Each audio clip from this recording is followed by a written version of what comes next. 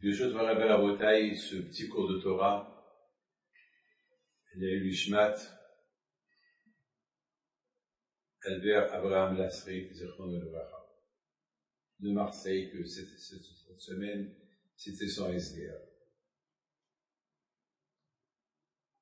J'ai entendu une belle question qu'on m'a posée Shabbat.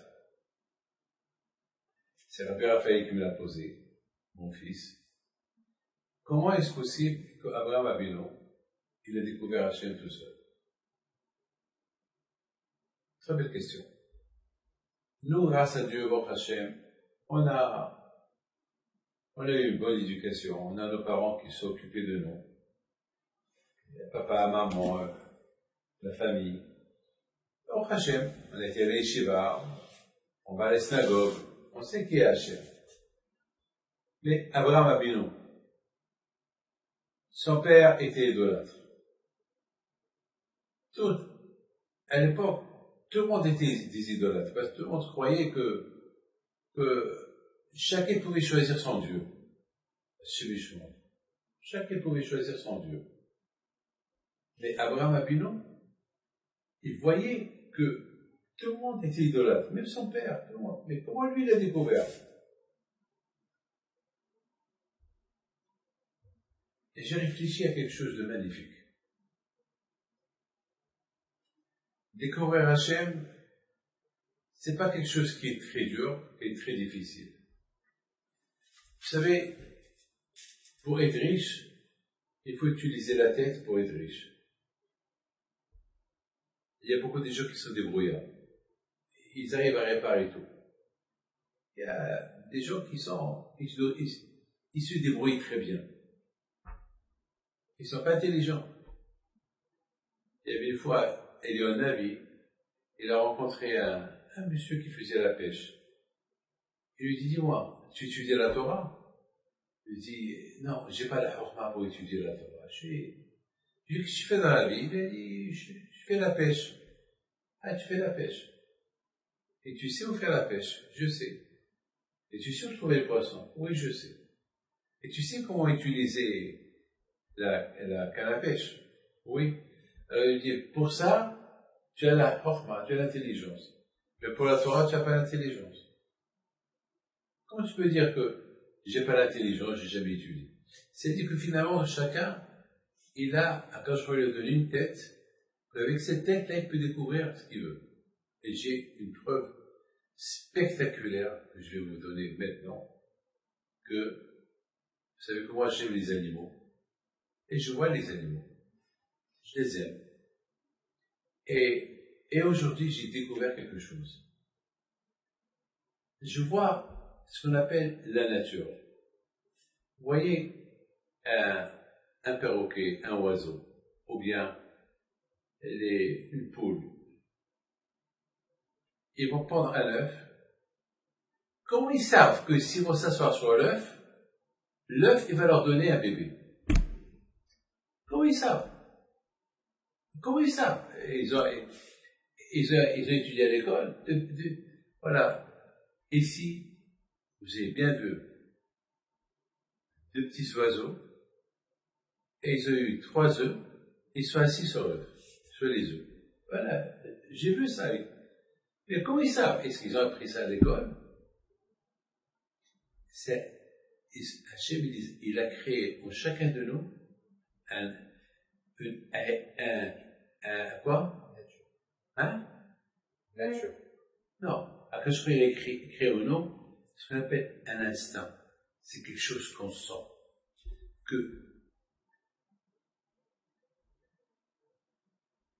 ce poulet-là, dans sa tête, Akadosh Baruch Hu lui a déjà mis dans sa tête que si ça sur cet œuf-là, qui est la sienne, elle va naître un poussin.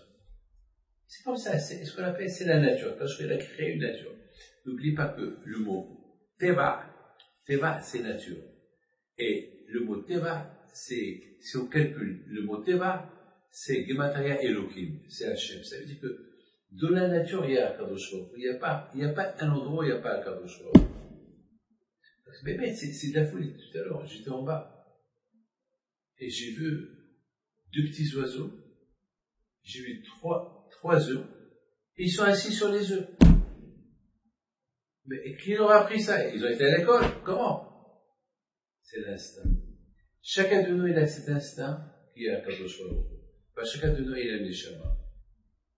Chacun de nous, il a une neshama qui nous connecte avec Kadosh Baruch Hu.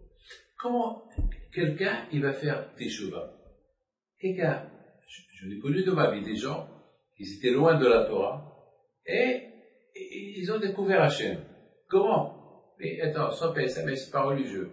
C'est quand ils sont pas religieux, soudainement, et ils sont devenus, et comment c'est un converti, comment un qui n'était pas juif, il se convertit au judaïsme. Mais comment?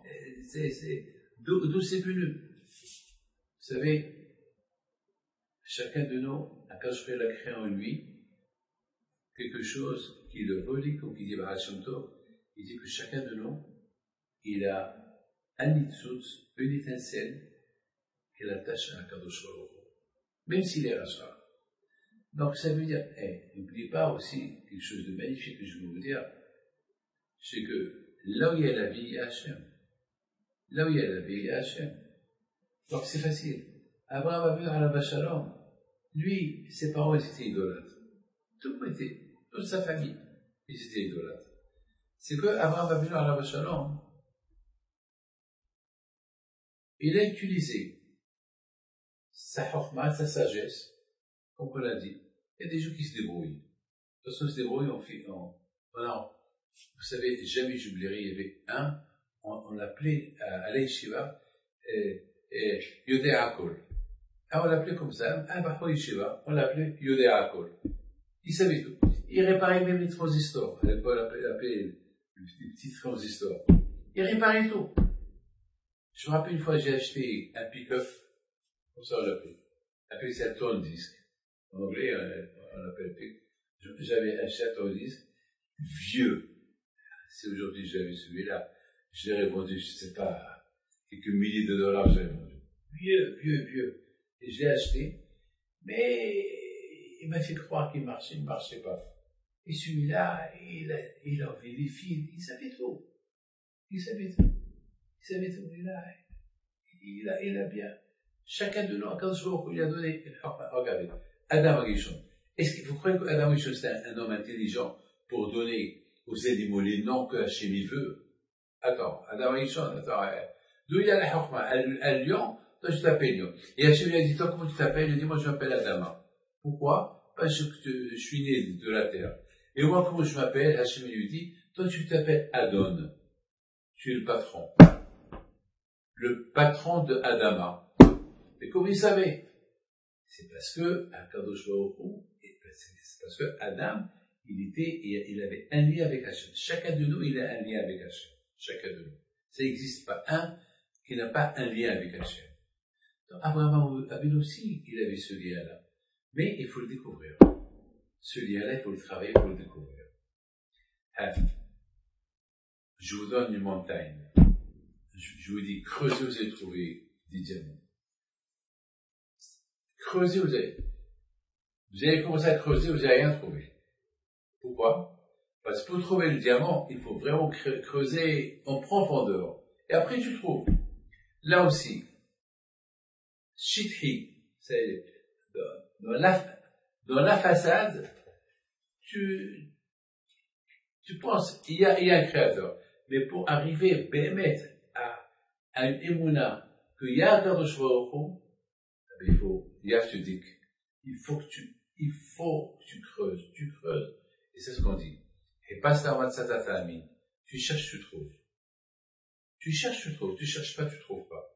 Abraham Avinu, Alav Shalom, tout a commencé avec une simple histoire. Il avait 3 ans. Encore 3 ans. Il sort de la grotte. Il voit le soleil. Waouh! C'est un soleil qui illumine tout. Ah, ça doit être le créateur, ça doit être le Dieu. Mais déjà, j'ai une question à vous poser. Comment il savait dire le mot, ah, c'est un Dieu? Parce que la vérité est que chacun de nous, dans son instinct, il sait, regardez les animaux, chacun, il se sauve de l'autre. Parce que chacun, je vous dois pardonner, j'ai vu, je vous le montre, j'ai vu des lézards, j'ai vu un petit film des lézards, ils viennent de naître, écoutez, je vais vous le montrer, ils viennent de naître, ils viennent de sortir de l'œuf, ce lézard-là, et déjà, il sait qu'il y a des serpents qui l'attendent. Comment il sait qu'il y a des serpents qui l'attendent? Il sait qu'il y a des aigles qui l'attendent. Alors, qu'est-ce qu'il fait? Il sort doucement, avant qu'il met son nez dehors de la truc, il court pour trouver un autre endroit où aller. S'il a la chance, il arrive. S'il n'a pas la chance, c'est le serpent qui le mange. Alors, qu'est-ce qui se passe? C'est la folie. Tous les lézards, on dirait qu'ils se donnent un mot. Ils n'ont pas appris à l'école. Si on sort tous ensemble à la fois, alors même s'ils vont nous manger, ils vont avoir 10, 15, 20 qui vont être tués, et le reste, il va avoir la vie sauve. Au moins que notre race, elle va pas être exterminée. Si chacun y sort seul, alors on fait la fête des serpents et des aigles. Maintenant, d'où ils ont appris ça? D'où, quelle école? Leur maman, elle n'est pas avec eux, ils sont seuls. Les tortues, parfois, ils vont pondre jusqu'à 5 000, 10 000, 20 000 œufs, ou jusqu'à 1 million d'œufs. Et ils sont, c'est à Costa Rica. Alors, ils sont dans un trou, et déjà, un jour, on voit les aigles qui arrivent. Alors, qu'est-ce qui se passe? Alors, dans le commentaire, ils disent, dans quelques heures, il va commencer un festin. Mais comment ces aigles-là, ils viennent d'un endroit très loin, parce qu'il y a un festin. Quel festin? Quel festin? Pourquoi est-ce ici? Pourquoi est-ce ici? Ils savent le jour. Ils savent le jour. Ils savent la nuit. Ils savent que c'est la nuit qui sort. Et soudainement, vous voyez la terre qui bouge. Et vous voyez, comment ça s'appelle, les tortues qui sortent. C'est la folie. C'est la folie. Les tortues qui sortent et qui se sauvent de tous les côtés. Et on voit, même les aigles qui tombent sur eux, les cigognes et les abeilles. Les tortues sont petites. Et puis ils savent, s'ils veulent vivre, il faut qu'ils courent, qu'ils arrivent à la mer. Ils sont 200 mètres à courir de là où ils sont sortis jusqu'à la mer. Ça veut dire que Hachem, il a créé dans chaque chose qu'il a créé un instinct, quelque chose, qu'il est ancré en lui. Chacun ici qui a un Dieu, chacun ici, c'est comme on dit sur David Améler. David Améler dit, lorsque j'étais de le ventre à ma mère, je donnais, je chantais des éloges à Hachem. Ouais, David Améler dit, lorsque j'étais de le ventre à ma mère, je chantais des éloges. Une fois, David Améler a dit, lorsque j'étais dans le ventre, je chantais des éloges à Hachem. Et lorsque je suis sorti de le ventre de ma mère, j'ai chanté les éloges d'Hachem. Et toute ma vie, j'ai donné des éloges à Hachem. C'est-à-dire, de la même façon qu'on donne des éloges à Hachem lorsqu'on est vieux, on peut le donner lorsqu'on est petit. Parce qu'Hachem, il nous a créés de cette manière-là. Maintenant, je comprends Abraham Avinu. Le plus important, c'est de se poser cette question. Il faut, qui c'est le patron? Il y a beaucoup de gens qui travaillent dans des usines, ne connaissent pas le patron. Pour eux, le plus important, je travaille, je m'en vais. Et il a son salaire. Mais attends, mais c'est que le patron. Ça n'intéresse pas. Et pourtant, si tu t'intéresses à connaître le patron, peut-être, tu vas monter de grade. Peut-être, essaye. Peut-être, tu vas monter de grade. Peut-être, tu vas lui plaire. Peut-être, tu vas faire quelque chose qui va te donner, je sais pas, peut-être tu deviendras un jour son deuxième. Vous savez, c'est ça. Il faut chercher. Où il est, c'est qui le patron? Et ça, il faut être bête pour ne pas se poser cette question-là. C'est tellement facile et réel de se poser. Avant de dire, il y a beaucoup de gens, il y a beaucoup de Moussa qui disent que le juif, il doit dire, matachlit Elohim. C'est quoi mon but dans la vie? Maintenant, avant de dire, c'est quoi mon but de la vie, déjà, est-ce que tu sais qui t'a créé? Avant d'arriver à ça. Attends, ça c'est déjà, tu demandes trop. Déjà, il y a beaucoup de gens, ceux qui n'ont pas les mots à la gauche, beaucoup, ils n'ont pas de but. Ils n'ont pas de but. Quel but? Nous, Baruch Hashem, à Israël, on a un but. Le but qu'on a, c'est que on est une famille juive, que nos enfants, ils suivent le chemin d'Hachem, le chemin de la Torah. On a un but, étudier la Torah, respecter les parents, faire mitzvot, la prière, et la Shamaïm. Il y a un but.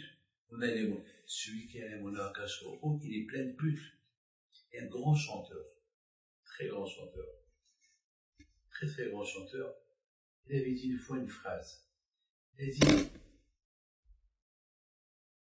je suis dans le doute, est-ce que ça vaut la peine de rester vivant ou partir de ce monde? Et j'ai pas de but. Bien sûr, il a l'argent, il a tout ce qu'il faut. Il avait une collection de voitures, presque, il avait 3, 4, 500 voitures, il avait une collection de voitures, ce qui est devenu fou. Il n'a pas de but. Abraham Avinu alav shalom, qui l'a poussé, écoutez bien, qui a poussé Abraham Avinu à dire, c'est qui le Dieu? C'est le soleil. Ah, le soleil brille. Et le soir qui s'y voit, tu sais qu'il s'y voit le soir, il voit des étoiles. Waouh! Les étoiles, ils ont gagné le soleil. Alors, c'est les étoiles, le bon Dieu. Et il a commencé à dire les étoiles. Il a commencé à prier toute la nuit. Et le lendemain matin, il voit le soleil. Waouh, super! C'est le soleil qui a repris sa place. Il a gagné les étoiles. C'est lui le Dieu. Et la nuit, qu'est-ce qui se passe? Encore la nuit. Encore les étoiles. Attends, qu'est-ce qui se passe là? Le jour et la nuit se disputent. Il doit y avoir quelqu'un qui a créé tout ça. Il doit avoir. C'est que, malheureusement, les gens, ils se cherchent. Lui, il a cherché. Et c'est pour ça, nous, à Israël, c'est pour ça qu'Hachem a choisi Abraham Avinu. Parce qu'Abraham Avinu, alav shalom, il était le premier. Noah, son grand-père, c'était Hanoch. Non. Et son grand-père, c'était Methuselah. Methuselah, c'était un grand tzaddik.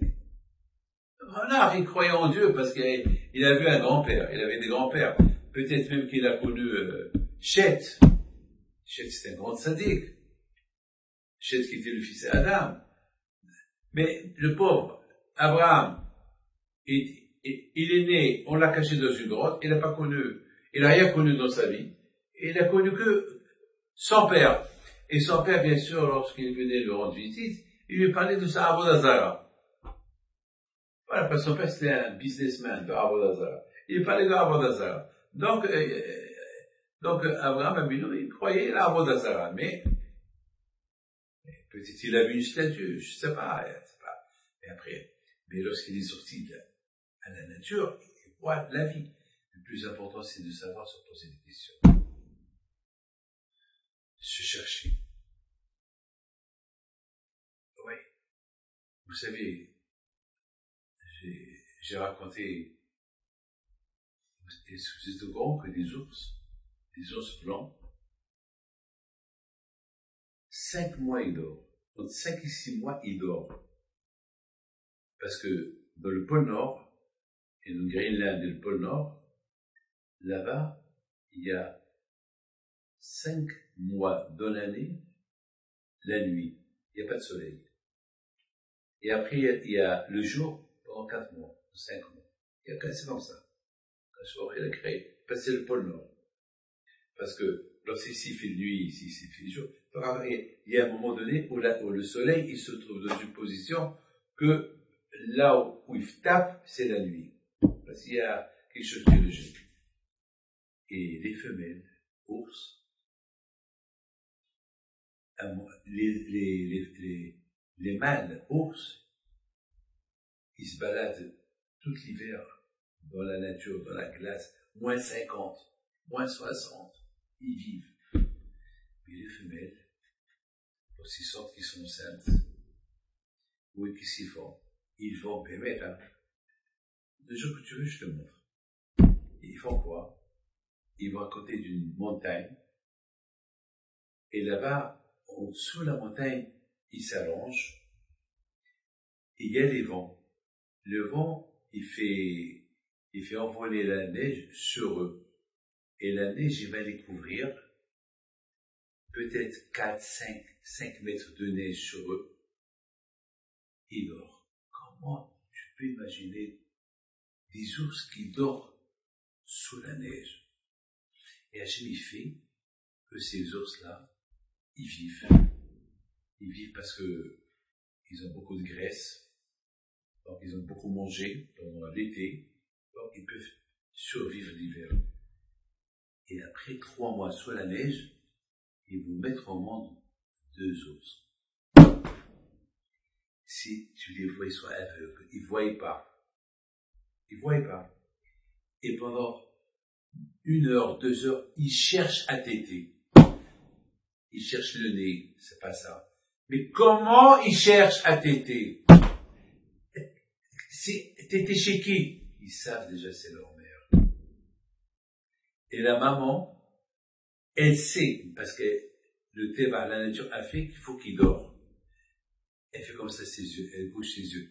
Elle sait qu'ils sont là, elle sait qu'il a couché 2 petits oursons, elle sait, mais elle ne peut pas se lever, elle dort.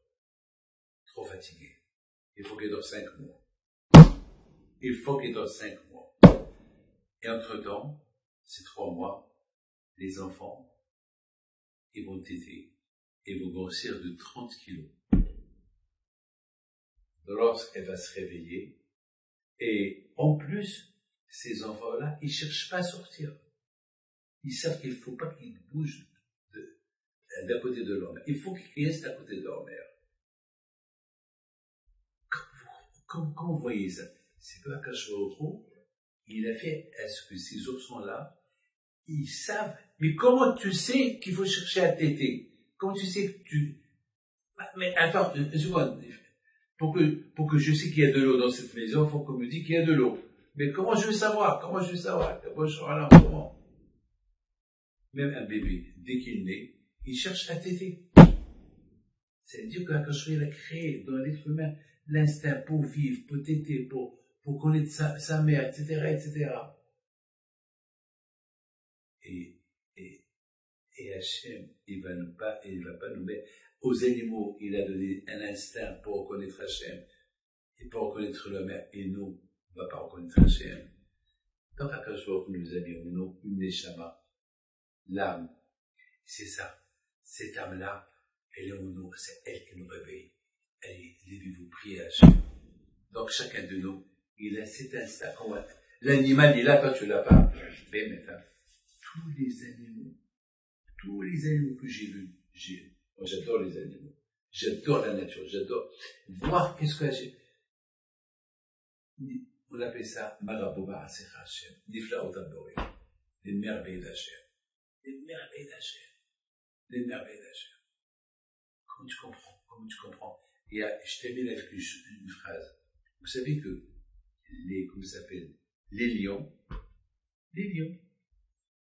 eux, ils ne supportent pas les enfants d'une autre lionne. Ils ne supportent pas. Et là, ils supportent. Ils veulent que des lionnes à eux. Ils veulent que leurs enfants. Ils veulent, et s'ils voient une lionne avec des bébés, elles vont tuer les petites lionnes. Ils vont la tuer. Pourquoi? Parce que dans leur tête, il n'y a que mes enfants. Akash Baruch Hu, il a fait. Vous savez, lorsque vous faites la chasse, un serpent, au poisson, vous le coupez, vous allez trouver toujours la queue. Vous savez que les poissons, ils avalent.